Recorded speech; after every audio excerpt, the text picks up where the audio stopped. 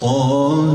ما أنزلنا عليك القرآن لتشقى إلا تذكرة لمن يخشى تنزيلا ممن خلق الأرض والسماوات العلى الرحمن على العرش استوى له ما في السماوات وما في الأرض وما بينهما وما تحت الثرى وإن تجهر بالقول فإنه يعلم السر وأخفى الله لا إله إلا هو له الأسماء الحسنى وهل أتاك حديث موسى إذ رأى نارا فقال لأهلهم كثوا إني آنست نارا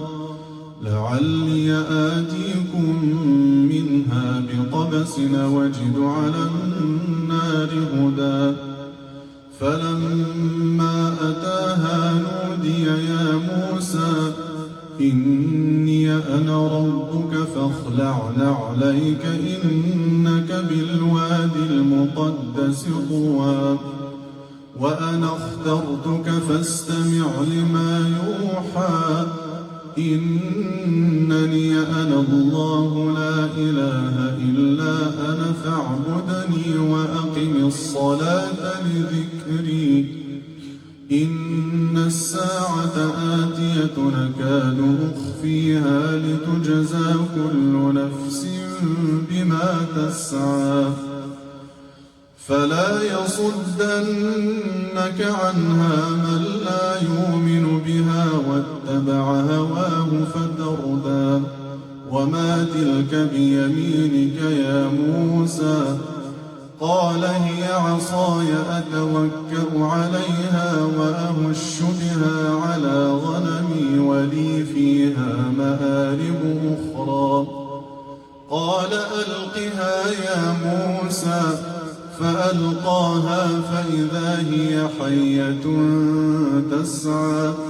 قال خذها ولا تخف سنعيدها سيرتها الأولى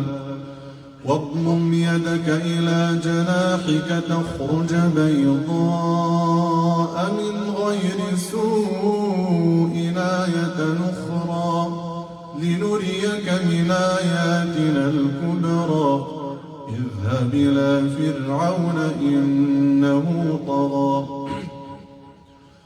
قال رب اشرح لي صدري ويسر لي أمري واحلل عقدة من لساني يفقه قولي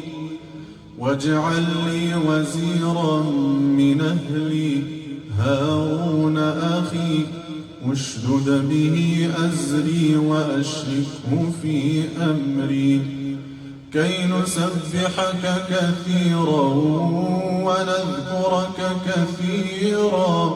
إنك كنت بنا